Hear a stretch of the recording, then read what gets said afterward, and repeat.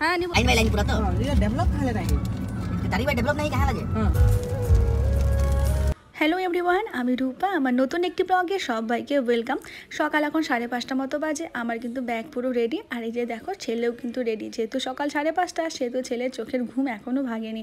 আর এই যে দেখো আমি কিন্তু লাগেজপত্র নিয়ে একদম বেরিয়ে গেছি।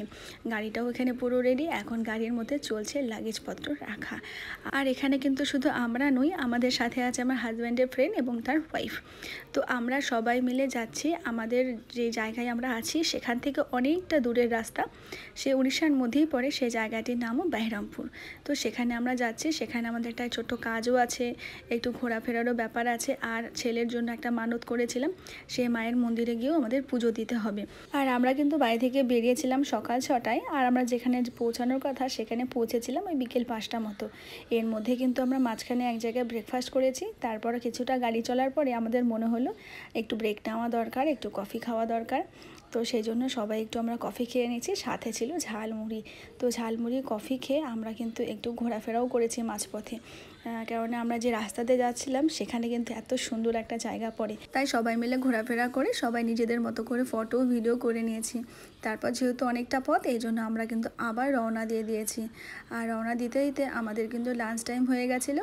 সেই জন্য আমরা একটা হোটেল দেখে সেখানে খুব সিম্পল থালি একটা অর্ডার করেছিলাম চিকেনের। তো এখান থেকে লাঞ্চটা সেরে আমরা কিন্তু আবার রওনা দিয়ে দিয়েছি। আর আমরা কিন্তু মোটামুটি ওই 5টার মধ্যে পৌঁছে গেছিলাম। আর এই ছিল পরের দিন একদম রেডি হয়ে একদম শুদ্ধ মনে আমরা কিন্তু যাচ্ছি সেই মায়ের মন্দিরে। এই মন্দিরে অবশ্য আমরা 3জনই যাব, মানে আমি, হাজব্যান্ড আর আমার ছেলে, আমরাই 3জন যাব। হাজব্যান্ডের বন্ধু ও তখন এখানে ছিল না, ও অন্য জায়গায় চলে গেছিলো। আর এই মায়ের মন্দিরটা কিন্তু ভীষণই জাগ্রত। আর এই মন্দিরটি কিন্তু একদম পাহাড়ের মাথার উপরে আছে। আর এই যে দেখো মন্দিরের একদম নিচের গেটে কিন্তু পৌঁছে গেছে। এখান থেকে কিন্তু নিজেদের গাড়িতে আর যাওয়া যাবে না। তো এখানে আমরা তো ভোগ কিনে নিয়েছি, আর ওই ভোগের দোকান থেকে একটা ব্যাগ দিয়ে দিয়েছে, কারণ এখানে অনেক বানরের উৎপাত তো তাই। আর এখানে কেন বললাম বলো তো নিজেদের গাড়িতে যাওয়া যাবে না, এখানে সরকার থেকে নিয়ম করেছে ওখানে বাসের টিকিট কেটে ওদের বাসে চেপে তবেই যেতে হবে। আর এই যে বাসে যখন বসেছিলাম, তো আমাদের দুজনের জন্য তো বাস ছাড়বে না, বাসটা যতক্ষণে ভরবে তারপরেই চলবে। তো যতক্ষণ বাসটা ভরছিল না ততক্ষণে না বাইরে থেকে আমি ভিডিও করছিলাম। এত মাংকি দেখো। আর না সব থেকে ভালো লাগছিলো কি, একদম ছোট্ট ছোট্ট যে মাংকিগুলো না কি সুন্দর খেলছিল, মানে দেখতে এত ভালো লাগছিল। তো সেই জন্য ভাবলাম না একটু সুন্দর করে ভিডিও করি। আর যখন ওরা যাচ্ছিল না তখন এই বাচ্চা ছোটো ছোটো মাংকিগুলো কি সুন্দর লাফ দিয়ে ওদের মায়ের উপরে উঠে গেল, দেখতে ভীষণ মজা লাগছিল, খুব ভালো লাগছিল। তাই একটা সুন্দর করে ছোট্ট করে ভিডিও করে নিয়েছি। তো দেখো ততক্ষণে বাসে কিন্তু অনেকটা লোক চলে এসেছিলো, সেই জন্যই কিন্তু বাসটা তারপরে ছেড়ে দিল, কারণ পুরো বাসটা না ভরলে না বাসটা ছাড়বে না। তো বাসটা যখন ভরে গেছিলো তখন কিন্তু সেই যে বাসটা ছেড়ে দিল, এখন আস্তে আস্তে পাহাড়ের উপরে উঠবে। আর এই মন্দিরটি কিন্তু একদম পাহাড়ের মাথার উপরে, সেই জন্য নিজেদের প্রাইভেট গাড়িতে এখানে অ্যালাউ নেই। আমাদের দেখো বাসটা এখানে থেমে গেছে। আর এই যে দেখো চারিদিকটা কি সুন্দর, মানে ভাবাই যায় না যে পাহাড়ের ওপরেও এত সুন্দর মন্দির থাকতে পারে। এটা তো বাইরের পরিবেশটাই তোমাদের দেখালাম, এরপরে ভিতরে আরও কত সুন্দর সুন্দর আছে জানো। চলো সব কিছুই তোমাদের সঙ্গে আমি শেয়ার করব। তবে আমি কিন্তু ছোট ছোট ভিডিওর মাধ্যমে আগে অনেক কিছুই শেয়ার করেছি। আর এই যে দেখো এত সুন্দর করে বানানো না, খুব ভালো লাগছিলো, অনেক পরিষ্কার পরিচ্ছন্ন।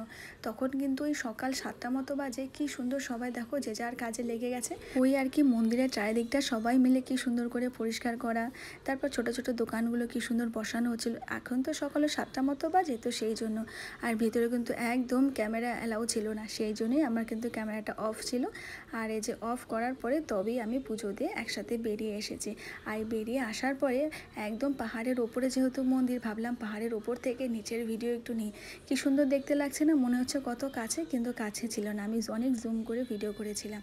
আর এই যে দেখো সবাই কিন্তু বাইরেই দ্বীপটা জ্বালায়, কারণ ভেতরে একদম অ্যালাউ নেই, দ্বীপ জ্বালিয়ে তবেই বাইরে রেখে দিতে হয়। আর তারপরে আমরা কিন্তু চলে যাচ্ছিলাম। এখানে একটা মজার ঘটনা ঘটেছে।